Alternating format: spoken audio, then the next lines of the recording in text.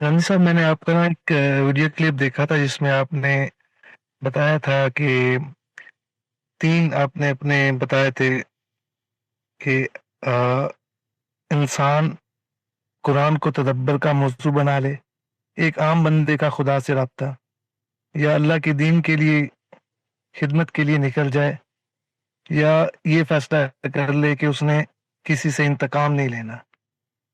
تو آپ نے کہا تھا انتقام نہ لینے سے، کسی کی نیت پہ شک نہیں کرنا، اس کا بھی ایک صلہ ملتا ہے اور وہ انتہائی غیر معمولی ہوتا ہے۔ تو میرا سوال یہ ہے کہ وہ جو صلہ ہے وہ اس دنیا کا صلہ تو نہیں ہو سکتا جو اتنا غیر معمولی ہے، تو معاف کرنے کا صلہ، کہ اللہ اس بندے کو اپنی طرف کا رستہ دکھاتا ہے؟ معاف کرنے کا صلہ کئی پہلوؤں سے ملتا ہے۔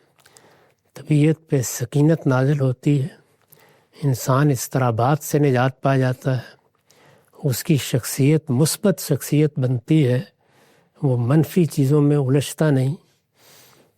یہ کوئی معمولی دولت نہیں ہے، کسی کو اگر نصیب ہو جائے تو پھر دنیا کی ہر دولت اس کی نگاہ میں حقیر ہو جاتی ہے۔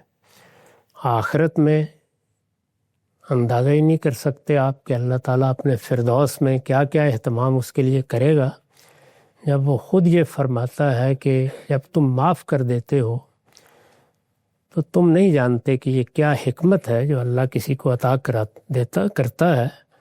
اس حکمت کی تمنا کرنی چاہیے اور یہی بہتر ہے، یہی اللہ کو پسند ہے۔ تاہم انسان چونکہ کمزور ہے تو اجازت دی ہے کہ تم برابر کا بدلہ لے سکتے ہو۔ جی واضح ہے۔ اچھا ہم سے اس میں ایک چیز کی وضاحت فرما دیں، یہ بس اوقات یہ کہتے ہیں اگر ہر آدمی یہی کام کرنے لگ جائے تو سوسائٹی کے اندر جو لوگ غلطیاں کرتے ہیں یا جرائم کرتے ہیں سب ان کو معاف کر دیں تو پھر ان کا حساب کتاب اور پھر نظم و نسق، ادارے، سوسائٹی، معاشرہ، یہ پھر آگے کیسے چلے گا؟ یہ شخصی اخلاقیات ہے۔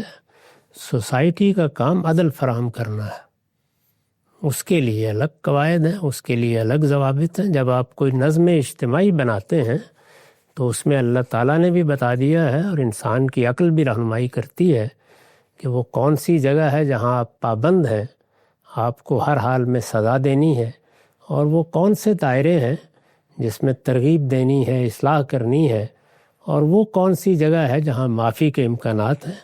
اس کو میری یا آپ کی ثوابدید پر نہیں چھوڑا گیا، اسے متعین کر دیا گیا ہے۔ جی بالکل واضح ہے۔